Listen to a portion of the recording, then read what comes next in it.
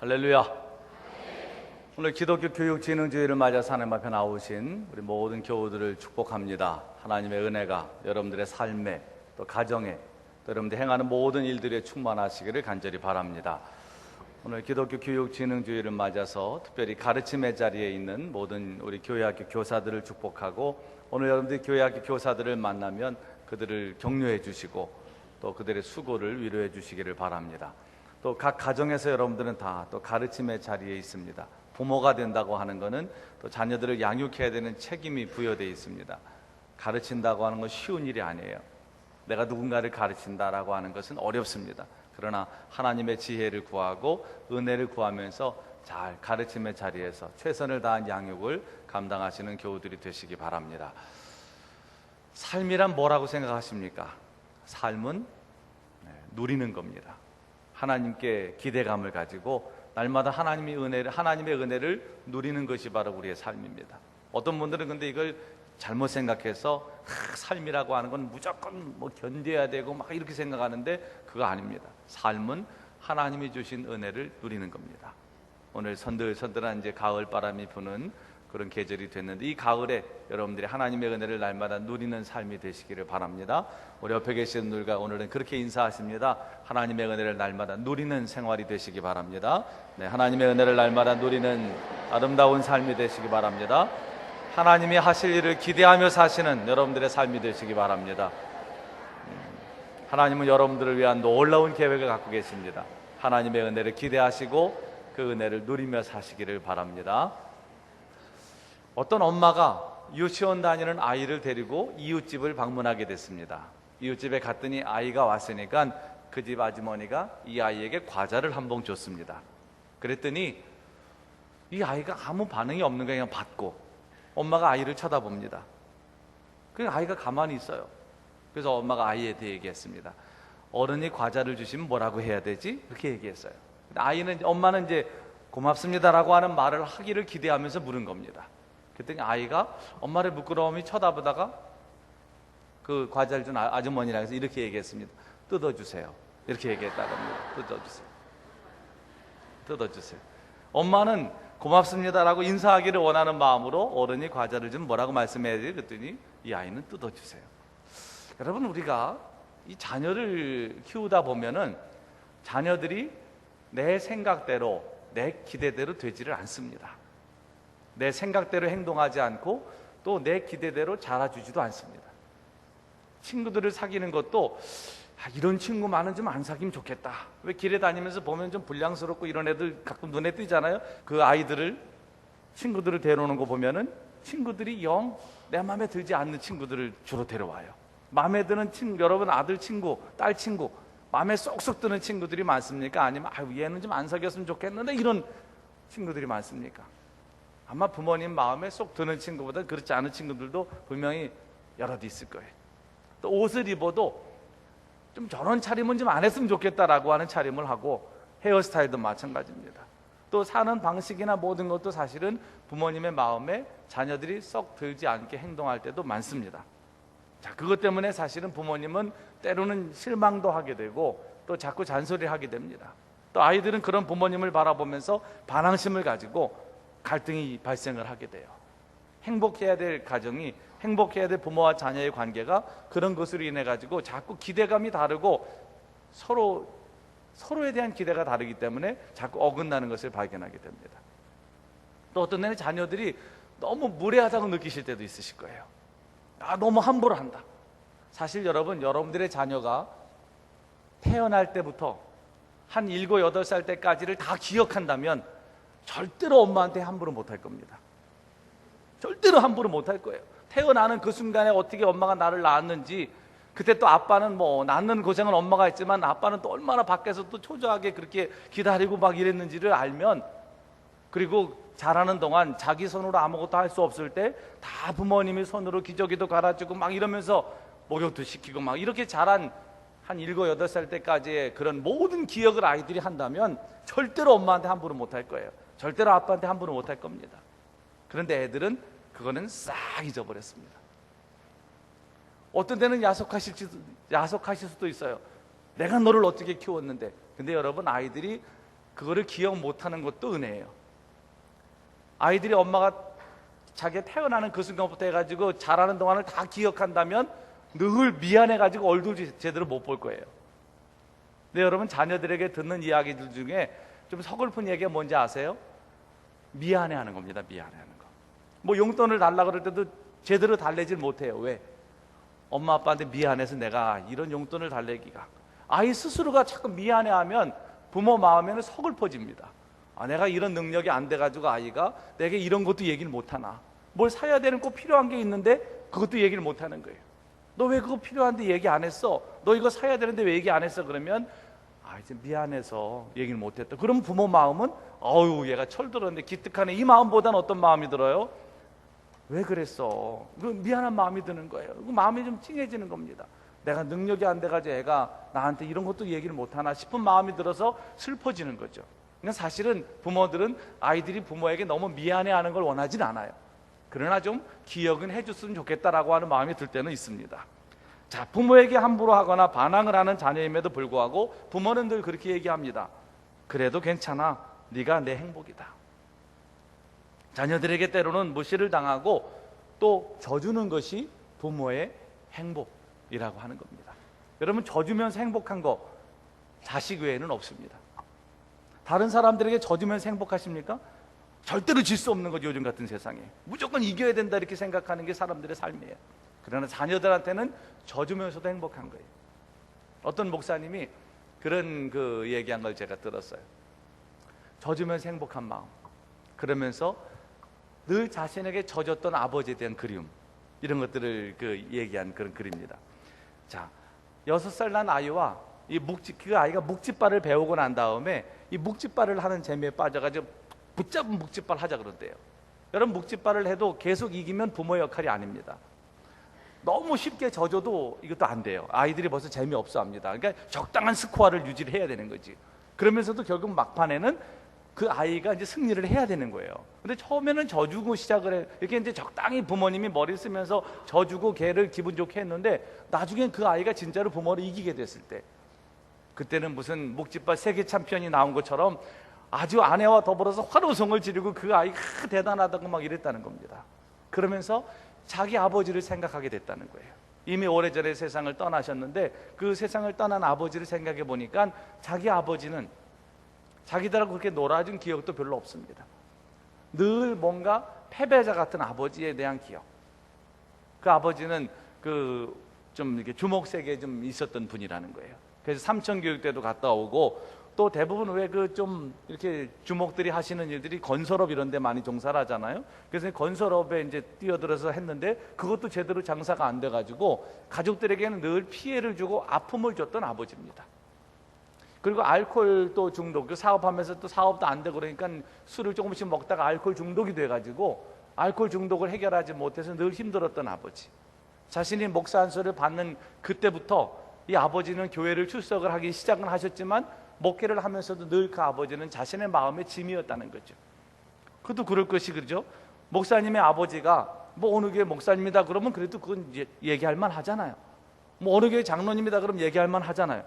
어느 교회 신앙생활을 열심히 하는 권사님이다 집사님이다 그러면 얘기할 만 합니다. 근데 우리 아버지는 이제 막 교회 나간 분인데 그 알코올 중독자다 이렇게 알코올 중독이 뭐 나쁘다고 하는 얘기는 아니지만 그래도 어쨌든 자녀들이 얘기하기에는 떳떳하게 얘기할 수는 없는 상황입니다.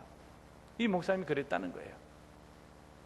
그러다가 아버지가 교통사고로 세상을 떠나셨습니다. 그런 다음에 자기가 이 아들을 키우면서 아버지에 대해서 이런 이런 생각을 하게 됐다는 거예요. 아버지를 생각할 때 아버지에게 도움을 받기보다 오히려 아버지는 내가 도움을 드려야 하는 분이라는 생각으로 가득 차 있었고, 어느덧 저는 아버지를 가르치는 아들이 되어 있었습니다. 그런 저에게 아버지는 항상 알았다, 미안하다 라고만 대답하셨습니다. 갑자기 아버지께서 사고로 돌아가시고 장례를 치르면서 아버지는 내게 어떤 분이었나를 생각해 보았습니다. 당신이 낳은 자식만도 못한 아버지, 멘토가 되지 못하고 늘 반면교사가 되셨던 분, 늘 패배자였던 외로운 사람이 바로 나의 아버지셨습니다. 존경할 수도 없고 용서할 수도 없는 아버지. 그런데 그 아버지가 저는 지금 너무 뵙고 싶습니다. 아들놈이 강짜를 부리고 못된 말로 폭력을 가할 때 정작 당신은 가장 고통스러운 시간을 보내고 계시면서 그저 알았다, 미안하다 잘못했다고 져주시던 아버지가 그립습니다.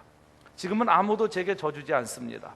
오히려 이제는 모두에게 져주어야 하는, 용납해 주어야 하는 목사가 되고 보니 제게 항상 져주시는 아버지가 너무도 필요합니다.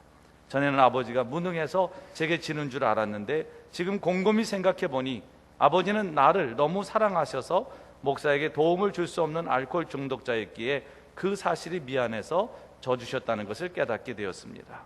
저는 제 아버지께 제게 늘 져주신 당신을 존경합니다, 사랑합니다라고 한 번도 말 못했음을 후회합니다. 아니, 그때 그런 사랑이 내 아버지께 있었다는 사실조차 몰랐던 저 자신이 부끄럽습니다. 그래서 제 아들 녀석에게 한 번씩 져줄 때마다 저는 제 아버지를 생각합니다. 그리고 제가 아들 녀석에게 묵찌발을 졌을 때처럼 내 생각과 이론이 성장하는 것을 보며 져주는 기쁨을 누렸을 내 아버지를 묵상합니다. 사실 자녀가 부모의 마음을 아는 것은 한참 시간이 지난 다음이에요. 이 글을 쓴 목사님도 마찬가지입니다. 이미 세월이 다 지나고 그 아버지가 세상을 떠난 다음에 자기가 자녀를 키워오면서 그 아버지의 마음을 조금은 이해하게 된 거죠. 여러분, 세상에 누가 우리에게 져줍니까? 아무도 져주는 사람 없어요. 다 이기려고 그럽니다. 심지어는 부부관계도 이기려고 그러잖아요. 부부싸움 왜 합니까? 이길 마음이 없으면 할 이유가 없어요. 그런데 하다 보면 자꾸 싸움이 커지는 거는 서로 이기려고 하기 때문입니다. 처음에는 좋게 좋게 대화로 풀자고 시작을 했는데 결국 나중에는 이기려고 자꾸 서로 더 센 말을 하게 되고 결국은 그것으로 인해서 어려워지는 겁니다. 그런데 아버지는, 어머니는 자녀에게 져주면서 기쁨을 누리는 사람이라는 거예요. 세상에 내게 져줄 수 있는 분은 그분밖에 없어요. 그런데 그때는 그걸 깨닫지 못했다고 하는 거예요. 오랜 세월이 지난 이후에 결국은 그것을 알게 됐다는 거죠. 나중에 자녀들이 알게 되겠지만 지금은 참 어려운 게, 지금 현재는 어려운 게 부모와 자녀의 관계입니다. 여러분, 우리 자녀들이나 부모님들이 왜 그렇게 힘든 관계가 됐을까요? 그 원인 중에 가장 큰 것이 서로에 대한 기대의 차이라고 말할 수 있습니다. 깨어진 기대는 서로에게 상처를 주고 아픔을 줍니다. 누군가에게 기대를 갖는 것 결코 나쁜 것 아닙니다. 당연히 부모님은 자녀들에게 기대를 갖게 되죠. 자녀들은 또 당연히 부모님에게 기대를 하게 됩니다. 사람은 기대감 없이 살 수는 없어요. 그러나 문제는 이 기대가 일방적이라는 데 있어요. 일방적인 기대가 결국은 서로에게 아픔을 준다고 하는 사실입니다. 예전에 라디오에 소개됐던, 실제적으로 소개됐던 그런 기사라, 그런 내용이라고 합니다. 어떤 유치원에서 어버이날을 맞아서 부모님께 손편지를 쓰는 시간이 있었대요. 그런데 그때 이 유치원생 아이가 어머니에게 부모에게 쓴 편지입니다. 엄마 아빠 저를 낳아주시고 사랑해 주셔서 감사해요. 말도 안 듣고 짜증도 잘 부리고 유치원에서도 말썽만 부리는 저 때문에 많이 힘드시죠? 엄마 아빠 제가 얼른 커서 효도할게요. 엄마 아빠 제가 얼른 커서 돈 많이 벌어서. 여기까지는 굉장히 정상적인 편지입니다. 그 다음 문장이 부모님을, 유치원 선생님을 경악하게 만들었어요. 빨리 이 집에서 나가드리겠습니다. 빨리 이 집에서 나가드리겠습니다. 제가 얼른 이 다음에 커서 돈 많이 벌어서 빨리 이 집에서 나가드리겠습니다. 이 아이는 집을 나가드리는 것이 효도라고 생각을 진짜로 한 겁니다. 그런데 이런 생각을 하고 사는 아이들이 꽤 많다는 거 아십니까?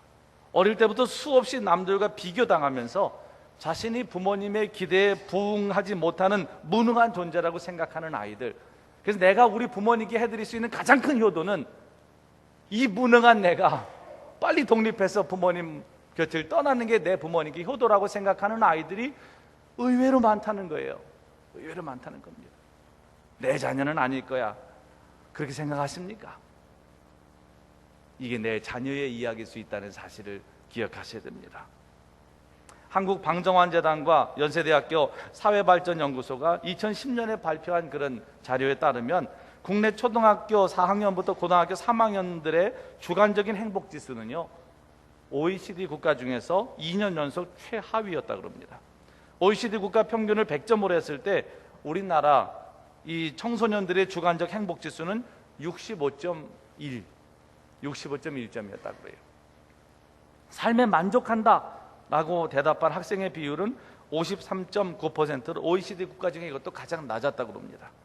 외로움을 느낀다. 이건 16.7% 항목도 OECD 국가 중에 2위를 차지했다고 하는 겁니다. 놀라운 것은요, 이미 초등학교 5학년이면 절반가량이 학업에 대한 스트레스를 받는다라고 답변을 했다고 하는 거예요. 부모님의 지나친 기대가 원래 의도와는 다르게 자녀들을 불행하게 하고 있다고 하는 사실입니다. 물론 부모님들 중에는 내 소망은 자식 하나 잘 되는 거다, 나는 내 유일한 희망은 내 자녀들이 잘 되는 거다 라고 말하는 분들도 있을지 모릅니다. 근데 여러분, 그거 진짜 무서운 겁니다. 내 자녀 잘 되는 게 내 유일한 꿈이다, 내 유일한 소망이다, 내 인생의 낙은 그거다라고 생각을 하면서 자녀들을 키우면 그 자녀들은 불행해질 수 있다는 거예요. 모든 것을 바치는데 그 정도 기대를 갖는 게 뭐가 잘못됐냐라고 말하실 수도 있습니다. 그런데 안타깝게도 그 자녀들에 대한 기대감이 두 가지 큰 문제를 안고 있다면 이거는 깊이 생각해 봐야 됩니다. 우선 하나는 부모의 기대가 잘못된 비교의식에서 나온 경우들이 흔히 있다고 하는 거예요. 기대감을 갖는데 내 자녀 자체로 기대감을 갖는 것은 아무런 문제될 게 없습니다. 그러나 이게 비교의식에서 온 기대감이라고 했을 때는 이게 굉장히 자녀들을 불행하게 한다는 거죠. 예를 들어서 이런 예를 들 수 있습니다. 우리 아이가 그래서 기말고사 이제 시험을 봤어요. 요즘에 이제 중간고사 들어갔는데 중간고사를 시험을 봤습니다. 그런데 아이의 평균 점수가 79점이 나왔어요. 79점. 공부를 엄청 잘하는 애 같으면 이거는 엄청 혼날 일이죠. 그러나 어느 정도 평균적인 아이라고는 79점 가지고는 두들겨 팰 만한 점수는 아니에요. 그렇죠? 79점은 얘가 뭐 잠깐 그날 컨디션이 안 좋았든지 뭐 실수를 했든지 뭐 여러 가지 원인이 있을 수 있는 점수입니다. 그래서 79점 받은 아이에게 다음에 잘하라고, 뭐 이건 어떻게 혼내기도 애매한 점수이기 때문에 꼭 마음을 누르면서 다음에 더 열심히 해서 최선을 다해서 해라, 이렇게 격려를 했어요. 아이는 그런 부모가 이제 고마운 거죠. 이제 그래서 다음에 더 열심히 하겠다 결심을 했습니다. 그런데 이 엄마가 속회를 가게 됐어요. 같은 학교에 같은 학년 아이 엄마가 이제 속회가 끝나고 나눔을 하는데 그 시험 본 얘기를 하는 거예요. 자기 애는 평균 95점을 받았다 그러면서 자랑질을 합니다. 그러면서 그 아이는 몇 점 받았냐고 아이 엄마가 막 화가 나는 거예요. 79점 평균 다음에 잘하라고 격려를 했는데 이 집 아이는 지금 평균 95점을 받은 겁니다. 여러분, 속해 가서 그런 거 자랑하지 마세요. 아이들 성적 가지고 자랑하지 마시고. 엄마 화가 나는 거예요. 막 자기 아이를 생각하니까 막 화가 나는 거예요. 집에 와서 이게 그대로 연결됩니다. 조금만 공부 안 하고 다른 거 하는 것 같으면 막 뭐라 그러는 거죠. 이제 아이는 얼떨떨한 거예요. 분명히 지난번에 격려해주고 다음에 잘하라고 그랬는데 갑자기 이제 엄마가 막 너 다음에 96점 안 맞아봐 너는 아주 뭐 이러면서 아이를 이제 막 혼을 내기 시작하면 아이는 종잡을 수 없는 겁니다. 도대체 우리 엄마는 뭐가 기준인지를 모르는 거예요. 근데 여러분, 이게 다른 아이들과의 비교의식은 결국은 그 비교의식에서 나오는 기대감은 아이들을 불행하게 만든다고 하는 거예요. 한 광고, 예전에 TV 공익 광고에 이런 인상적인 카피가 있었습니다. 부모는 멀리 보라 하지만 학부모는 앞만 보라 합니다. 부모는 함께 가라 하고 학부모는 앞서 가라 합니다. 부모는 꿈을 꾸라 하고 학부모는 꿈꿀 시간을 주지 않습니다. 당신은 부모입니까? 학부모입니까? 기억나세요? 여러분 한번 스스로에게 질문해 보세요. 여러분들은 부모입니까? 학부모입니까? 대부분의 부모님들이 자기 아이에게 갖게 되는 그런 걱정 중에 아이 자체에 대한 걱정보다는 우리 아이가 다른 아이보다 뒤처지는 건 아닌가, 이 비교의식에서 견딜 수 없는 어려움을 겪게 된다는 겁니다. 그런데 여러분, 하나님은 다 각자에게 삶의 걸음을 하나님께서는 다 준비해 놓으셨어요. 우리는 우리 각자의 걸음대로 가면 되는 겁니다. 빨리 가는 게 다 좋은 게 아니에요. 내 걸음으로 가는 것이 가장 좋은 겁니다. 여호와께서는 우리의 걸음을 인도하시는 분이세요. 우리 걸음이 빠른 걸음일 수도 있습니다. 느린 걸음일 수도 있어요. 근데 빠르고 느린 것, 이건 다 하나님께서 우리의 삶에 두신 하나님의 어떤 계획입니다. 그런데 우리는 그걸 못 견디는 거예요. 내 자녀들이 조금만 느리게 가는 것처럼 느껴지면 막 마음에 조바심이 생기는 겁니다. 뒤처지는 것처럼 막 느껴지는 거예요. 이 학생이 된 다음에도 그렇지만 사실 태어나서 얼마 안 돼서부터 이게 시작되는 겁니다. 누가 먼저 뭐 고개를 가는 나부터 시작해가지고, 고개는 이거 뭐 지금 다 고개 잘 가누시잖아요. 어렸을 때 뭐 고개 빨리 가누는 게 뭘 그게 그렇게 대단한 거라고. 애가 고개 하나 제대로 가누면 그거 가지고 또 막 우리 집에는 참 말 좀 빨리 하면 그거 가지고 또 어때데데데 하는 거 가지고도 또 우리 애가 말을 빨리 했다고. 제가 이 목회하면서 자녀를 낳아보니까요, 이 저희 아이가 태어날 때 그 비슷한 시기에 이제 교회 아이들도 또 여러 개 태어난 애들이 있잖아요. 근데 여자애들은 진짜 빠릅니다. 여자애들은 성장이 빨라요. 근데 남자들은 좀 느리거든요. 이게 우리 애들만 그런지 모르지만, 누구라고 말하기는 어렵잖아요. 우리 애 중에 이제 이게 여자아이들 둘하고 같이 이제 그 비슷한 시기에 태어난 거예요. 근데 여자애들은 얼마나 빨리 다니는지 몰라. 얘들은 돌도 되기 전에 걸어 다니고, 엄마 손 붙잡고 교회를 옵니다, 걸어서. 근데 그때 우리 아이는 걷지를 못했어요. 걷지를 못하고 기는 건 자기도 답답하니까 네 발로 다녔습니다. 네 발로 막 이렇게 다녔어요. 굉장히 빨랐어요. 네 발로 이 배를 들고. 그런데 그걸 보면서 이제 또 어떤 연세 드신 권사님들은 아직도 못 걷냐고 이런 얘기 하면 안 돼요. 그거 못 걸으면 어때? 못 걸으면. 근데 그냥 아직도 못 걷냐고 막 그러고. 그래서 한동안은 좀 고민을 했다니까요. 얘가 진짜 왜 못 걸을까? 네 발 짐승도 아니고 저게 얼른 손을 떼고 일어서야 되는데 일어서지를 않는 거예요. 한동안 돌 지난 다음에 걸었나 그랬던 것 같아요, 제 기억으로는. 근데 생각해보면 그게 뭐 대수입니까? 지금은 얼마나 잘 뛰어다니는지 몰라요. 축구도 잘하고 뭐 얼마나 잘 뛰어다니는지 몰라. 근데 그때는 그게 다른 애보다 조금 늦게 걷는 거였는데, 그게 여러분 부모 마음에는요, 또 옆에서 자꾸 이렇게 얘가 이렇게 아직도 못 걷냐고 이런 말을 하면 이 불안해지고 괜히 그런 마음이 들더라고요. 아무것도 아니잖아요. 생각해보면 다 걸어 다니는 건데, 뭐 지금 못 걷는 것도 아니고 다 걷는데 뭐 걱정할 게 뭐 있어요. 조금 빨리 걷고 늦게 걷고 그게 무슨 차이가 있습니까? 그리고 공부하는 것도 마찬가지로 그렇게 따져보면 다 비교의식 때문에 애들이 불행해지는 거예요. 내 아이에게 하나님께서 주신 계획이 있습니다. 걔 걸음으로 가면 되는 거예요. 근데 우리는 자꾸 빨리 가라고 얘기합니다. 학부모 자꾸 빨리 가라고. 빨리 가는 것만 됐습니까? 아이들의 걸음으로 가야죠. 빨리 가다 넘어지기도 쉽고요. 하나님이 정해주신 걸음이 있어요. 속도가 있습니다. 그 속도를 기다려주는 것이 부모예요. 그 속도를 기다려주는 게 답답하죠. 답답합니다. 그런데 답답해도 그걸 기다려주는 거예요. 그러면 아이들이 하나님의 은혜 가운데 잘 성장이 가능합니다. 만약 하나님께서 여러분들 우리를 끊임없이 누군가 계속 비교한다고 생각해 보십시오. 여러분 기분 괜찮으시겠어요? 교회 와서 기도하는데도 너 누구보다 기도도 덜 하면서 무슨 그런 걸 바라냐고. 하나님 이래 보세요. 너 기도 그렇게 짧게 하면서 네가 뭘 바라기는 너. 그러면 여러분 금방 우리도 삐질 겁니다. 주일날도 예배 드리는데 딴 사람들은 새벽기도 다 하는데 주일날 한 번 와가지고 예배 드리면서 뭘 바래? 하나님이 이래 보세요. 여기 대다수는 아마 얼굴이 다 굳어지실 거예요. 근데 하나님은 절대 그런 분이 아니세요. 언제 우리를 누구하고 비교하셨습니까? 한 번도 그러신 적이 없다니까요. 근데 왜 우리는 그렇게 하나님께는 그런 취급을 받으면서 우리 자녀들은 그렇게 비교를 하냔 말이죠. 이 기대감이라는 게 비교의식에서 오는 기대감이라면 이거는 병든 기대감이고, 여기서 문제가 생기고 갈등이 생기고 이것으로 인해서 상당히 어려움과 불행이 올 수 있다는 사실을 꼭 기억하시기를 바랍니다. 그 다음에 또 이 기대가 잘못된 기대는 뭐냐 하면, 이 부모님의 기대에 잘못된 어떤 보상심리, 주인의식이 있게 되는 경우, 이런 경우가 상당히 문제가 돼요. 기대감을 갖는 건 좋아요. 그런데 아이들에 대해서 잘못된 보상심리를 갖는 거예요. 내가 못 배웠으니까 너는 배워야 된다. 아니 본인이 못 배우셨는데 왜 애들은 배워야 됩니까? 그게 한이 되셨으면 여러분들이 배우세요. 부모님이 배우셔야지. 왜 나는 배울 생각을 안 하면서 애들만 배우라고 그럽니까? 생각해 보세요. 내가 못 배웠어요. 사실은 내가 공부를 못했다, 예를 들어서. 그러면 지금이라도 여러분 배우세요. 지금이라도 배울 수 있는 길들이 많아요.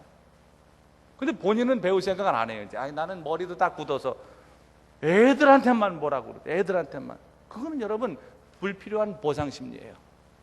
배움의 한이 있으시면 여러분이 배우셔서 여러분이 스스로 그걸 극복하셔야 돼요. 대리 만족 안 됩니다, 여러분. 자녀는 자녀예요. 걔는 다른데 뭘. 걔도 공부하기, 걔는 공부할 여건이 다 갖춰도 싫어하는데 거기다 대고 보상 심리로 걔를 시킨다고 하는 건 이건 옳지 않습니다. 그리고 주인 의식을 갖는 것도 잘못된 거죠. 여러분, 우리는 자녀들에 대해서 청지기일 뿐이지 주인이 아니에요. 이미 알고 계시잖아요. 실천을 못하는 것뿐이지. 우린 청지기입니다. 청지기는 뭐예요?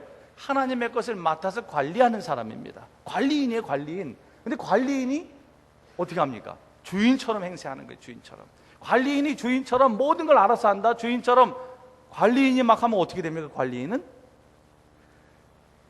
잘리는 거죠. 뭐 관리인은 뭐 주인 말을 듣지 않는 관리인은 뭐하러 둡니까? 둘 필요가 없는 거예요. 청지기도 마찬가지입니다. 청지기는 주인의 말에 순종하는 게 청지기예요. 여러분들이 청지기라고 그러면 여러분들의 생각, 여러분들의 뜻이 아니고 주인의 뜻을 따라야 되는 겁니다. 하나님은 여러분들의 자녀들에게, 우리 자녀들에게 뭘 말씀하십니까? 빨리 가는 걸 말씀하십니까? 비교해서 애들을 닥달하라고 말씀하십니까? 저도 어떤 때는 답답해가지고 막 그럴 때도 많은데 하나님은 한 번도 너 잘한다, 너 그렇게 해야 되는 자녀 교육은. 너 그래 잘했어, 그렇게 야단을 쳐야 되는 거야. 너 잘했어, 그렇게 패면서 애들 키우는 거야. 한 번도 이렇게 말씀하신 적이 없어요. 너 왜 그러냐 임마, 너. 내가 안 그러는데 왜 네가 그러냐. 하나님 늘 그렇게 말씀하신다니까요. 내 계획이 있는데 왜 네가 자꾸 방해하냐, 이렇게 말씀하신다니까요. 주인 아닙니다, 여러분. 하나님의 자녀일 뿐이에요. 여러분들에게 주신 동안, 여러분들에게 맡겨두신 동안 우리는 최선을 다해서 하나님의 뜻대로 자녀들을 양육하면 되는 겁니다. 골로새서의 말씀을 묵상하면서 깨닫게 되는 게 있어요. 그건 뭐냐 하면 모든 관계라고 하는 건 다 상호 연관성이 있다고 하는 거예요. 부모와 자녀, 여러분 일방적일 수 없습니다. 이것도 굉장히 상호적인 관계예요. 그래서 성경은 말씀하잖아요. 자녀가 부모를 향한 순종의 의무가 있다고. 지난 시간 말씀드렸죠. 자녀들아 모든 일에 부모에게 순종하라. 이는 주 안에서 기쁘게 하는 것이다. 자녀들은 부모님께 순종해야 될 의무가 있습니다. 그런데 자녀들에게만 일방적으로 넌 부모 말이니까 순종해야 된다 라고 말할 수는 없다는 거예요. 주 안에서입니다. 주 안에서. 하나님의 말씀 앞에서는 무릎을 꿇지만 부모님의 말씀에도 순종을 하지만 부모님이 또 자녀들에게 해야 될 도리가 있다는 거예요. 그게 바로 오늘 본문의 말씀입니다. 아비들아 너희 자녀를 노엽게 하지 말지니 낙심할까 함이라. 우리가 자녀들에게 해야 될 일이 뭡니까? 자녀를 향한 양육의 의무가 있는데 그게 뭐냐? 그들을 노엽게 하지 말라는 거예요. 왜냐하면 그렇게 되면 낙심을 하게 된다는 거죠. 낙심이 뭐예요? 그 마음이 떨어지는 겁니다. 마음을 잃어버리게 된다는 거예요. 여러분, 여러분의 자녀가 마음을 잃고 마음 없이 살아가면 좋으시겠어요? 요즘에 아이들을 보면 걔들 나름대로 참 안 되는 모습도 많아요. 자기들의 마음을 잃어버린 애들이 얼마나 많은지 모릅니다. 성경적으로 정말 낙심한 아이들, 마음을 잃어버린 아이들이 한두 명이 아니에요. 내 마음은 없는 거예요. 가끔은 아이들을 야단칠 때 아이들이 그렇게 말하면 할 말이 없어질 때가 있어요. 아빠 마음만 있어, 내 마음도 있어. 그러면은 이게 성경적인 호소입니다. 이거는. 저는 아이를 혼내다가 그 말을 딱 하는데 더 이상은 말을 못 하겠더라고요. 아빠 마음만 있어, 내 마음도 있어. 내 마음도 있는데 왜 아빠 마음대로 하냐는 거지. 이거는 성서적인 얘기예요. 성서적인 외침입니다. 다 아이들에게도 자기 마음이 있어요. 부모 마음대로 할 수 없는 겁니다. 그게 성서적인 거죠. 그래서 우리는 우리 자녀들에 대해서 늘 이 노엽게 하지 말아야 돼. 왜? 자녀들이 마음을 잃어버리게 되니까. 그래서 순종하기를 위해서는 자녀들은 부모님의 마음을 이해해야 되고 또 부모님들은 자녀를 노엽게 하지 않기 위해서는 자녀들의 마음을 이해하셔야 됩니다. 우리가 자라면서 때로는 우리 부모님에게 억울하다고 생각했던 일들이 있어요. 그런데 지금 돌아보면 그 억울했던 일을 난 지금 그대로 내 자녀에게 하고 있는 모습을 발견하게 됩니다. 내가 이 다음에 부모가 되면 저렇게 안 해야지라고 했던 모습을 지금 내 자녀에게 그대로 하고 있는 나의 모습을 발견하는 것은 어려운 일이 아닙니다. 부모가 자녀에게 주는 대부분의 상처는 자녀에 대한 미움 때문이 아니고 사랑 때문인 것을 꼭 기억하셔야 돼요. 부모가 자녀들에게 주는 상처는요, 미움 때문이 아닙니다. 사랑 때문에 상처가 생겨요. 아이러니입니다. 그런데 우리가 말하는 사랑은 사실은 우리의 조바심의 경우들이 많습니다. 우리 자녀에 대한 믿음이 없어서 뭔가 해줘야 된다는 강박관념으로 인해서 자녀들에게 상처를 주거나 그들을 노엽게 하는 일들이 발생하게 된다는 겁니다. 하나님을 향한 믿음을 가지세요. 여러분, 교육이라고 하는, 오늘 기독교 교육 주의는 주일인데 가장 좋은 신앙교육은 뭔지 아십니까? 하나님께 맡기는 거예요. 하나님 앞에 맡기는 겁니다. 내가 뭔가를 하려고 하는 게 아니고 하나님 앞에 맡기는 거예요. 신앙생활을 잘하는 비결은 뭐냐면 내가 힘쓸 일과 하나님 앞에 맡길 일을 잘 구분하면서 사는 겁니다. 우리는 근데 하나님 앞에 맡길 일을 내가 막 힘쓰려고 그래요. 내가 힘써야 될 거는 내가 힘써야 됩니다. 그러나 하나님 앞에 맡길 일은 하나님 앞에 맡기셔야 돼요. 그걸 여러분들이 힘쓰다 보면 여러분도 힘들고 상대도 힘들어지는 거죠. 자녀 교육은요, 신앙 교육은요, 하나님 앞에 맡길 일입니다. 내가 힘쓸 일 아니에요. 너무 힘 빼지 마세요. 왜 자녀들이 이럴까? 너무 속상해하지 마세요. 나는 너 잘 되라고 하는 얘기야. 너무 거기에 애들 잘 되는 거 여러분이 잘 되게 하려고 애쓰지 마세요. 그렇게 안 해도 하나님께서 그들을 위한 좋은 계획을 갖고 계세요. 성경에 보면 끊임없이 하나님께서 우리에게 하시는 말씀이 뭡니까? 염려하지 말라는 거예요. 염려하지 말라. 내가 입힐 테니까, 내가 먹일 테니까, 내가 돌볼 테니까, 내가 이끌 테니까 염려하지 마라. 이 성경의 말씀입니다. 여러분 지금 무엇을 염려하고 있습니까? 여러분들이 염려하는 것은 무엇입니까? 여러분들의 모든 삶의 부분들, 또 자녀들, 여러분들의 사업, 모든 것들이 다 하나님의 손 안에 있습니다. 염려하실 게 없어요. 하나님께서 하십니다. 하나님께서 돌보시고, 하나님께서 먹이시고, 하나님께서 입히시고, 하나님이 일하세요. 그 하나님께 좀 맡기시라는 거죠. 믿음을 가지고. 그건 사실 이 기독교 교육이라든지 신앙교육, 가정교육, 자녀교육 다, 그래서 사실은 이거는 믿음의 문제예요. 믿음의 문제. 내가 얼만큼 하나님을 신뢰할 수 있느냐, 내 자녀를 향한 하나님의 계획이 있음을 내가 얼만큼 믿을 수 있느냐, 이 자녀가 내 자녀가 아니고 하나님의 자녀라고 하는 확신을 내가 얼만큼 가질 수 있느냐, 이거의 문제입니다. 하나님은 우리 한 사람 한 사람을, 우리 존재 자체를 기뻐하세요. 스바냐의 고백처럼 하나님께서 우리 때문에 너무 기쁘셔가지고 그 기쁨을 이기지 못해 하십니다. 그게 하나님께서 우리를 바라보시는 시각이에요. 우리가 잘나섭니까? 우리가 뭘 잘해서입니까? 아닙니다, 여러분. 하나님은 우리 존재 자체를 기뻐하세요. 나 한 사람이 존재 자체를 기뻐하신다니까. 여러분 혹시라도 여러분들 중에 나는 아무도 세상 사람들이 기뻐하지도 않는 사람이고 환영도 안 하는 사람이고 나는 세상에서 정말 외로운 사람이다 느끼는 분들이 있습니까? 하나님은 여러분 한 사람 때문에 예수 그리스도 이 땅에 보내셨어요. 인류를 위해서가 아닙니다, 여러분. 나를 위해서요. 나를 위해서. 예수님께서 왜 십자가에 달려서 그 많은 고생을 하시고 십자가에 달려 돌아가시고 부활하셨습니까? 우리를 위해서가 아니고 나를 위해서입니다. 나를, 인류를 위해서가 아니고 나를 위해서예요. 나를 위한 하나님의 계획입니다. 그거를 믿는 게 기독교 신앙이에요.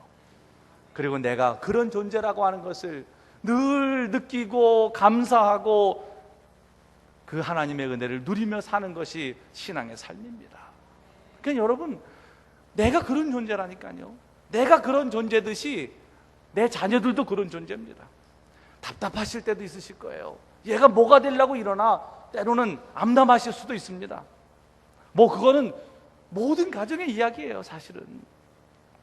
근데 저도 애들 키워보니까 하나님이 다 인도하시는 길이 있어요. 이제 뭐 둘은 이미 이제 대학까지 갔으니까 뭐 걱정할 게 별로 없어요. 그냥 하나님께서 다 인도하시는 데들 갔으니까. 근데 막내는 아직 이제 중3이다 보니까 걱정이 됩니다. 얘 뭐 어떻게 하나님이 인도하실까? 그런데 하나님이 하신다니까요. 그거를 믿는 것이 그게 믿음입니다. 우리의 뜻대로 안 됩니다. 내 계획을 빨리 포기하는 게 신앙이에요. 여러분들의 계획을 빨리 내려놓으십시오. 여러분들의 꿈을 내려놓으십시오. 그리고 하나님이 주시는 꿈을 품으십시오. 그러면 모든 인생이 달라집니다. 자녀 교육도 마찬가지고 여러분들의 사업도 마찬가지고 여러분들의 삶 자체도 마찬가지예요. 하나님이 나를 위해서 계획하신 것을 늘 신뢰하고 그걸 바라보는 게 믿음의 삶입니다. 자꾸 내가 뭔가를 하려고 하다 보니까 내가